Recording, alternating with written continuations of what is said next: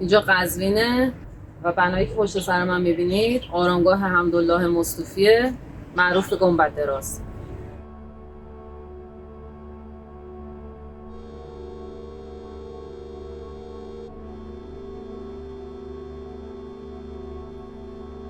شهر قزوین مشاهیر زیادی از گذشته تا کنون داشته. یکی از مشاهیر خیلی معروف شهر قزوین حمدالله مصطفیه که ایشون در واقع مورخ و جغرافیدان قرن هشتم در دوره ایلخانی بودن و شغل استیفا یا مالیات بگیری منطقه تارم، زنجان، قزوین و اپر رو هم داشتن.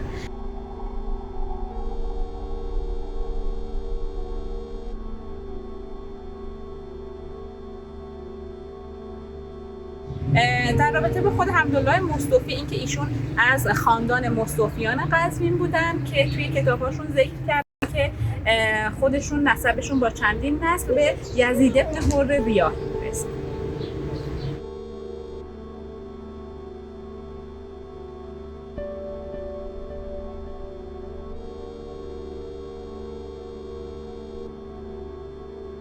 اون چیزی که باعث شهرت حمدالله مصطفی شده نگارش کتاب‌های تاریخی و جغرافیایی هستش که ایشون 3 کتاب اصلی دارن.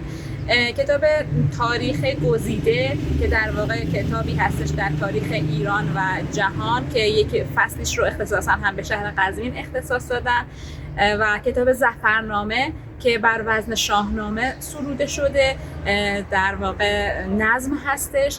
حمدالله مصطفی اشراف زیادی به شاهنامه داشته و یه جورایی خواسته که کار فردوسی رو ادامه بده. شاهنامه تا پایان دوره در واقع ساسانی هستش، ظفرنامه از زمان حمله اعراب تا دوره ایلخانی، زمانی که حمدالله مصطفی زندگی می‌کرده هستش. و کتاب دیگه کتاب نزهة القلوب که کتاب در واقع تاریخ جغرافیایی هستش که توی این در واقع کتاب موقعیت قرارگیری شهرها و استانها و مناطق مختلف ایران ذکر شده.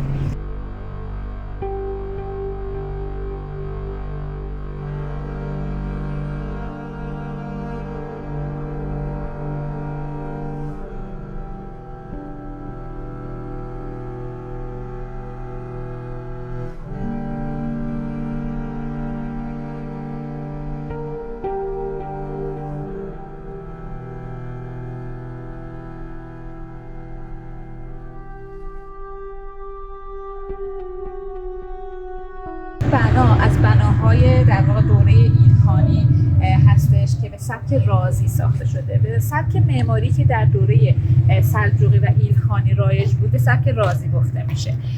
که حالا چجوری این بنا ساخته شده؟ از یک فضای در واقع مکعب مستطیل مربع تبدیل شده به گنبدی که بالا میبینید.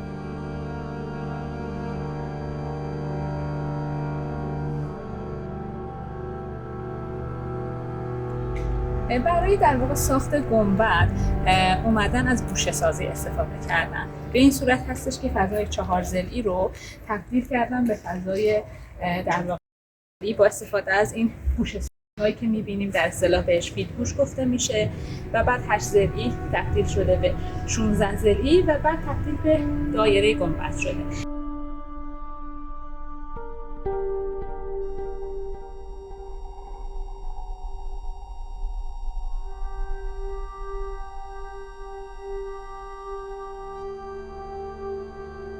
گنبدش هم در واقع گنبد 2 پوسته هستش که از داخل به شکل کروی شکل، از قسمت بیرون حالت مخروطی که در اصطلاح معماری بهش گنبد رکن گفته میشه.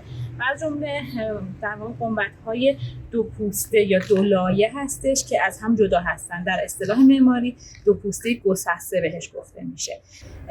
که ما در قسمت پایین در واقع این گنبد کتیبه ای رو هم داریم که این کتیبه در واقع خود زندگی نامه حمدالله مصطفی و کتاب‌هایی هستش که نگارش کرده.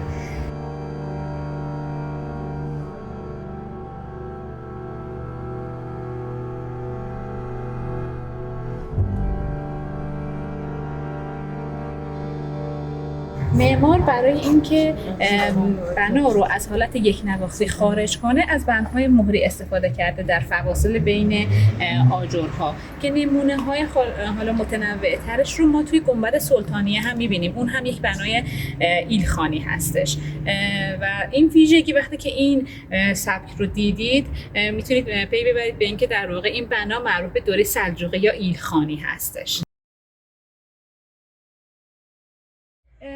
خود در واقع فضای آرامگاه از یک فضای سردابی تشکیل شده که محل دفن اصلی در این قسمت سرداب قرار داشته که چند تا پله میخوره میره پایین. یه فضای مربع کوچیک ساده هستش که در واقع سنگ قبر اصلی در گذشته اونجا قرار داشته. ما الان در قسمت داخل یه سنگ قبر داریم که اون سنگ قبر به صورت نمادین سالهای اخیر قرار داده شده داخل فضای آرامگاه.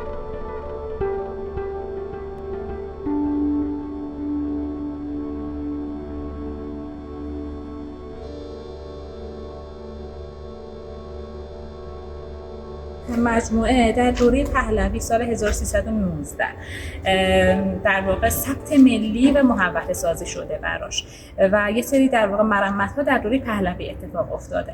از جمله اونها این در هستش. در آرامگاه در دوره پهلوی نصب شده ولی گویا بر اساس گفته شده که بر اساس در اصلی بوده. اینجا یک لنگ در داشته که حالا باز هم گفته شده که به موزه ملی منتقل شده و این در از روی در اصلی ساخته شده که تزیینات منبت کاری داره که ما در واقع اینجا اسماء الهی و مقدس رو داریم. این قسمت لا اله الا الله الملک الحق المبین نگارش شده و روی لنگه این ور هم نوشته شده محمد رسول الله صادق البارع الامین. قسمت پایینش هم که باز تزیینات اسلیمی در اصطلاح گفته میشه، نقوش خطایی و اسلیمی هستش قسمت پایینش.